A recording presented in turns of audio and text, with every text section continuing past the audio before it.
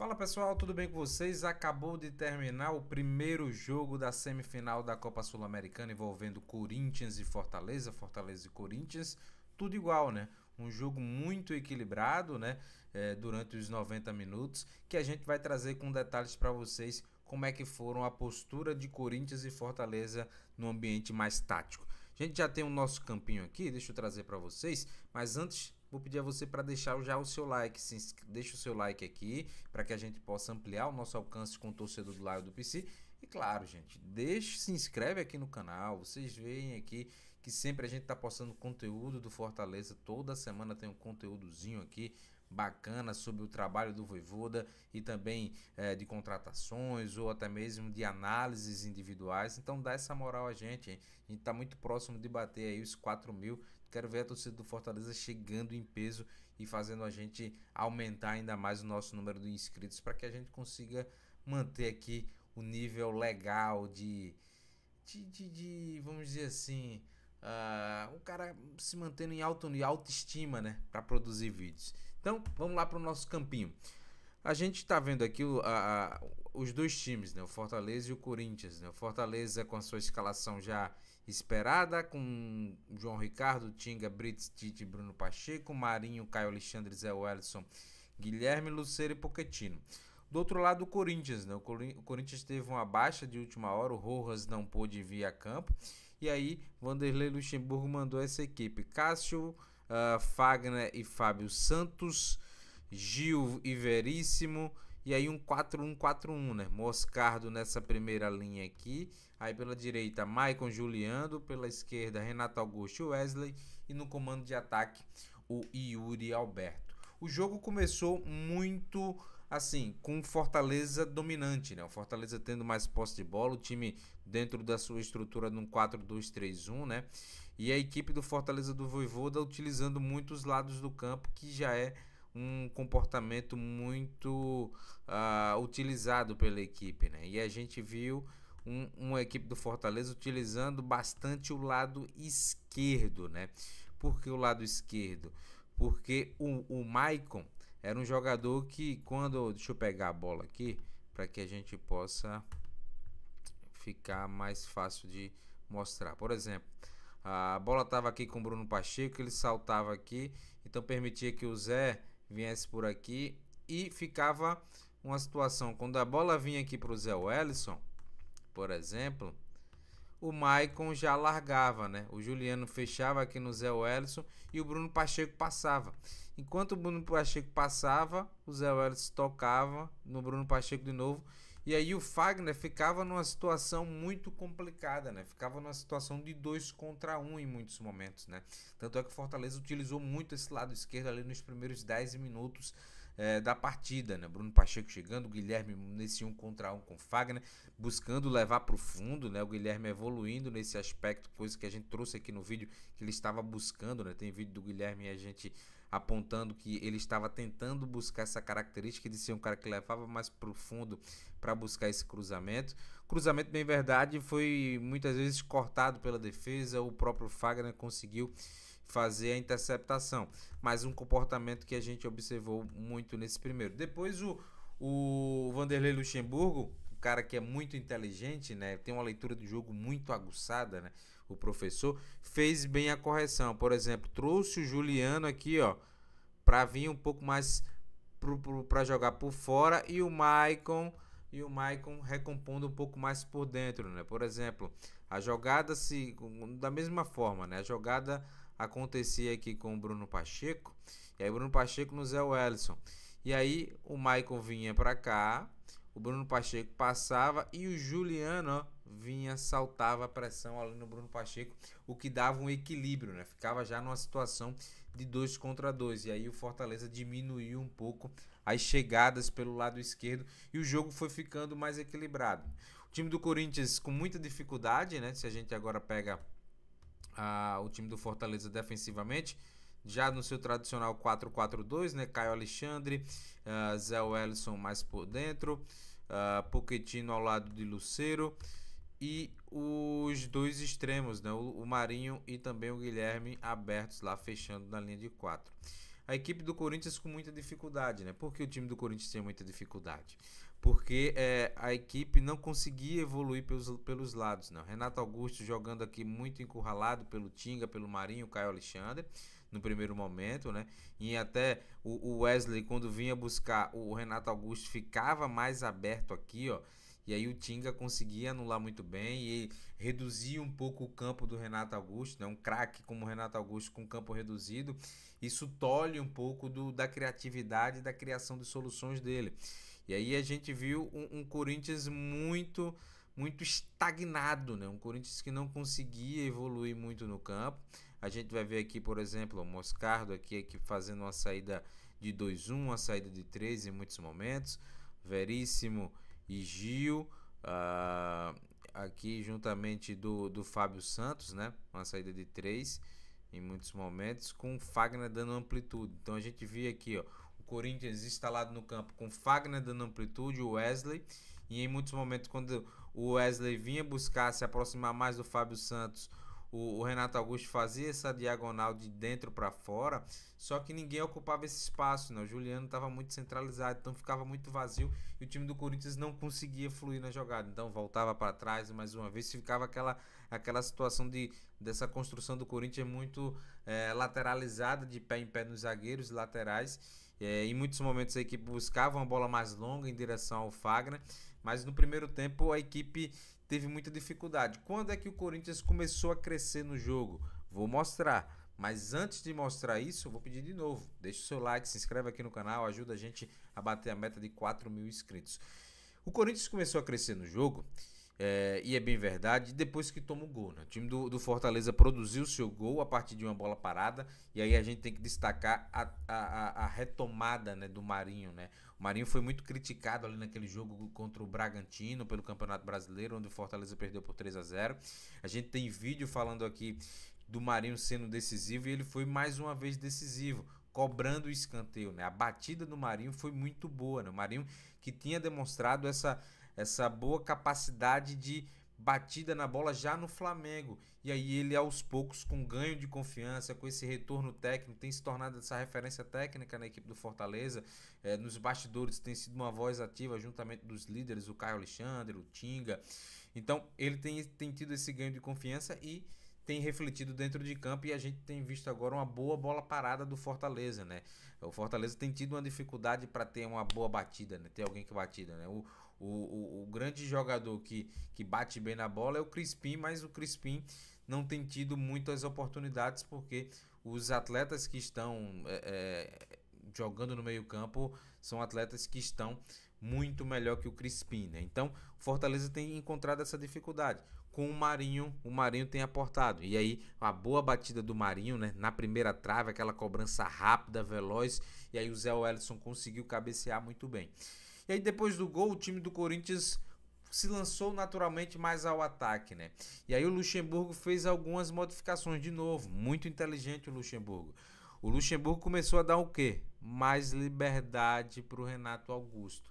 E aí é que começou o fator de desequilíbrio do Corinthians, né? Não numa maneira coletiva, mas a partir de uma individualidade, que também pode acontecer. Muita gente critica o Luxemburgo, não tem coletividade, mas o Luxemburgo, ele se pauta muito na individualidade do atleta.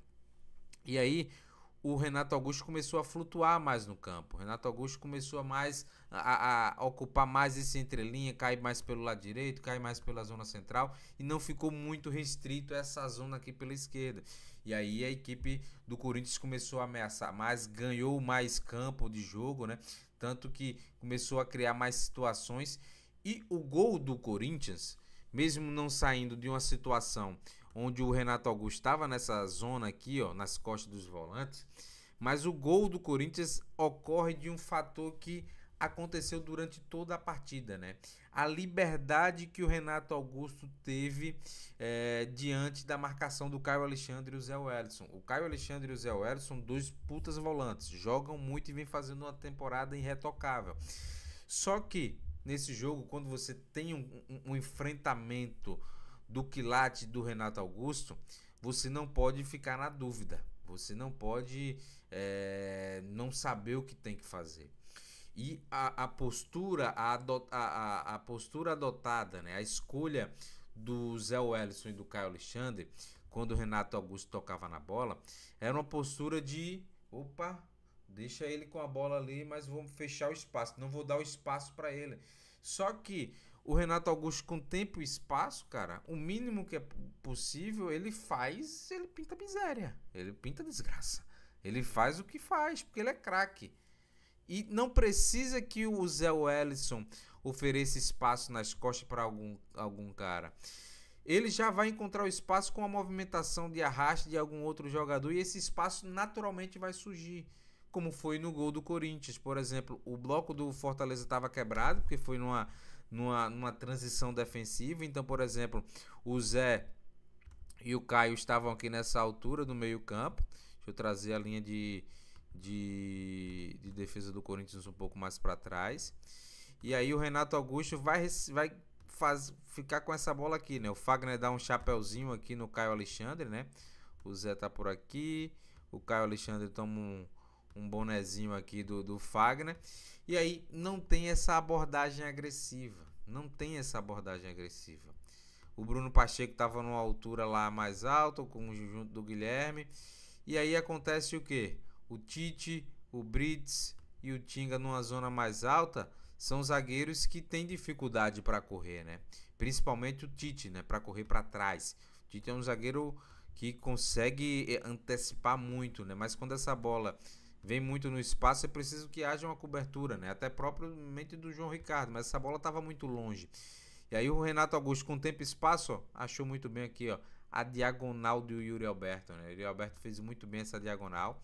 O Brits fez também a cobertura, chegou até bem na bola, só que não deu o carrinho, né? Ficou naquela dúvida o Brits, né? Se dá o carrinho e ele faz o corte e fica cara a cara com o João Ricardo, ou se fica de pé esperando a postura do Yuri Alberto. E aí o Yuri Alberto foi muito feliz, é bem dizer, tanto na movimentação de ruptura, né, de atacar as costas do Tite, mas também na batida na bola, né? Ele bateu muito bem, rasteiro, cruzado, mesmo tendo o João Ricardo, um goleiro de grande envergadura, conseguiu fazer o gol. E aí a equipe do Corinthians entrou no jogo a partir de quem? Renato Augusto. Renato Augusto começou de fato a ter essa liberdade, né? A gente viu em muitos momentos, até mesmo do segundo tempo, quando se mantinha o 2-1, o 1-1, perdão, a equipe do Fortaleza com muita dificuldade. O Caio Alexandre, por exemplo, quando o time estava nessa zona mais aqui, ó, o Zé Wellison e o Caio Alexandre com muita passividade, essa é a palavra, acho que a palavra é essa, passividade para marcar o Renato Augusto. Então, por exemplo, muitas vezes a bola vinha aqui, o Fagner estava aberto, deixa eu ver aqui mais, Moscardo por trás, Juliano por aqui, Wesley aberto, Juliano, Maicon ocupando essa faixa aqui. E aí o Bruno Pacheco, deixa eu botar aqui, montar aqui a linha do Fortaleza. Pronto. E aí a equipe do Fortaleza com o Renato Augusto flutuando, né? Vindo ao encontro da bola, né? O Gil passava para ele aqui, ó. O Lucero e o Pochettino fizeram um jogo de pouca pressão nos defensores da equipe do Corinthians, né? Então tinha um certo conforto para que o Gil e o Veríssimo tocassem a bola. E aí o Gil encontra quem? Encontra o Renato Augusto. Se não tem pressão, tem que ter pressão pelo menos a partir do momento que o Renato Augusto tocava na bola. E aí o Caio Alexandre muitas vezes chegava atrasado e aí fechava só o espaço. Aí o Renato Augusto fazia o jogo andar. Encontrava o Fagner, encontrava o Maicon no entrelinha. E aí a equipe conseguia começar a empurrar o Fortaleza para dentro do seu campo. Claro, muitas vezes isso não gerou situações de perigo, né? Até porque não foi um jogo de situações francas, né? De ambas as partes. Mas a equipe do Corinthians começou a ter mais volume, começou a ter mais controle do jogo a partir da falta de pressão na bola, principalmente quando o Renato Augusto tocava nela. O time do Fortaleza depois tem algumas ausências, né? Algumas baixas. Perdeu o Marinho, e aí quando perde o Marinho tem a reposição, e aí a importância de ter um bom elenco, né? Aí você tem uma reposição aqui, ó, em altíssimo nível, que é quem? Pikachu. O Pikachu entrou muito bem no jogo, né? Mais uma vez destacar, né? Pikachu entrando muito bem no jogo, finalizou 3 vezes, foi o cara que mais finalizou pela equipe do Fortaleza no jogo. E finalizações aqui, ó, dessa zona aqui, ó, de fora da grande área, mais próximos aqui, né, de setor direito. Um jogador que gosta de finalizar muito. A primeira finalização foi já numa cobrança de lateral, né? Tem vídeo também aqui dessa jogada secreta do Fortaleza do Vojvoda. O Vojvoda é um treinador de muito repertório, né? Tem repertório para todo tipo de bola parada, seja lateral, falta lateral ou até mesmo uma batida do meio campo. E aí, no lateral, o time do Fortaleza criou uma situação de gol e a bola passou muito perto, né, da finalização do Pikachu. Depois teve outras finalizações do Pikachu, até a última ali já próximo dos acréscimos, que ele finalizou muito bem. E o Cássio, pela sua envergadura, se é um goleiro que tem 2 centímetros a menos, tinha tomado o gol, né? A batida muito boa, cruzada, a bola foi aqui no canto, mas o Cássio conseguiu fazer bem a defesa. Depois o time do Corinthians fez algumas alterações, né? E aí, por exemplo, tirou o Wesley e também deixa eu ver quem mais tirou. Tirou o Juliano, né? Não, Juliano não. Eu acho que tirou o Moscardo. E aí colocou quem? Colocou o Gustavo Silva e também o Romero, né? E aí você partiu para um 4-3-3, tendo mais velocidade pelo lado. E aí a equipe começou a criar uma certa dificuldade ao Fortaleza, né, criando algumas situações. O Gustavo Silva, por exemplo, pelo lado direito, ganhou 1 ou 2 duelos ofensivos ali com o Bruno Pacheco, buscando fazer esse cruzamento. Mas a equipe do Fortaleza conseguiu se defender muito bem, né? Conseguiu proteger muito bem a grande área. O Tite e o Brits novamente bem seguros. Apesar do gol sofrido, não teve aquele momento de pressão que a gente está acostumado nas últimas temporadas no Corinthians, né? Nessa com o Luxemburgo ainda é um trabalho que não conseguiu evoluir de fato coletivamente, mas individualmente o time do Corinthians tem bons momentos. E o time do Fortaleza começou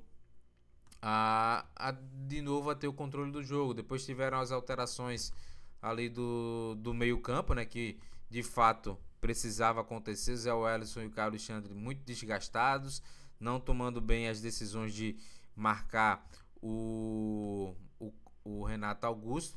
E aí entram quem? Entram Caleb e entra também, deixa eu ver aqui, cadê ele? Nosso querido, deixa eu ver, Pedro Augusto entrou também, Pedro Augusto, entrou Caleb e também entrou o Sacha. Cadê o Sachinha? Sachinha não tá aqui não? Cadê o Sachinha? Rapaz, o Sachinha não tá aqui não. Daqui o Sachinha. Entrou o Sacha por ali. E aí depois saiu o Pochettino também. E aí entrou o Caleb, né? E aí a equipe ficou nessa estrutura aqui mais ou menos. O Sacha sendo um pouco mais agressivo na abordagem. Deu para perceber ele sendo um cara mais agressivo na abordagem ao Renato Augusto. Aí o Renato Augusto, claro, também já extenuado. Mas a importância de você ter uma abordagem mais agressiva, né? O Renato Augusto recebeu algumas situações de bola por aqui, ó, e o Sacha inteiro na bola, né, com o time correto, subindo a pressão, forçando o Renato Augusto a não ter possibilidade de virar e jogar lateralizado. E aí a equipe, por exemplo, começava a criar algumas situações de gol, né? Outra alternativa também que o Vojvoda promoveu foi a entrada do Machuca, né? E o Machuca, cara, teve poucos minutos, bem verdade, mas ele conseguiu dar uma agressividade pelo lado esquerdo, né? O Guilherme não fez um mau jogo, mas o Guilherme não conseguiu ser aquele incisivo, né? Depois daqueles 10 minutos iniciais. O time do Fortaleza como um todo, claro, mas o Guilherme não conseguiu puxar o time, né? O Lucero não estava numa noite tão boa, não chegava muitas bolas para ele, e o Guilherme também não conseguiu fazer fluir o jogo. E o Machuca, o pouco que teve ali de possibilidades, criou umas situações ali com um palmo só de campo, e no meio de 3 conseguiu finalizar bem a bola para fora, depois buscando dribles, tentando ser mais incisivo, mas um jogo que teve um equilíbrio, né? O time do Fortaleza, para sua primeira semifinal de Copa Sul-Americana, foi uma equipe muito, muito madura, uma equipe que se mostrou equilibrada, copeira, que não vem de agora, né? A escolha nesse projeto do Fortaleza, ele é a longo prazo. Ele começou na escolha, no processo de escolha do nome que viria substituir o Anderson Moreira, que no caso foi o Vojvoda. E o Vojvoda chega com essa possibilidade de ser um treinador que é competitivo, que chega bem e avança bem nas Copas internacionais, como a gente tem visto, e maturando o elenco, né? Fortaleza passando, ó, enxertando o elenco, fazendo campeonatos brasileiros após campeonatos brasileiros de muita regularidade, de muita competitividade, brigando por Libertadores, chegando em Libertadores, e isso vai dando cancha ao elenco, né? Vai dando cancha ao elenco que não sentiu em nada essa primeira semifinal contra a equipe do Corinthians jogando em Itaquera. Agora vai ser lá aonde? No Castelão, lotadaço. E aí a expectativa é muito boa, porque jogando em seus domínios, o time do Fortaleza deve imprimir principalmente um ritmo alucinante ali nos primeiros 20, 30 minutos para tentar já largar com a vantagem no placar. Se você gostou dessa análise tática das estratégias utilizadas pelo Vojvoda e também pelo Luxemburgo nesses primeiros 90 minutos da decisão, deixa o seu like mais uma vez e se inscreve aqui no canal, claro, para ajudar a gente a bater a meta de 4.000 inscritos. E olha, se quiser também, compartilha e comenta aqui o que é que você achou desses primeiros 90 minutos, alguma coisa que eu não percebi. Então comenta aqui que é importante e a gente vai trocando ideia. A gente vai ficando por aqui, até a próxima e tchau, tchau!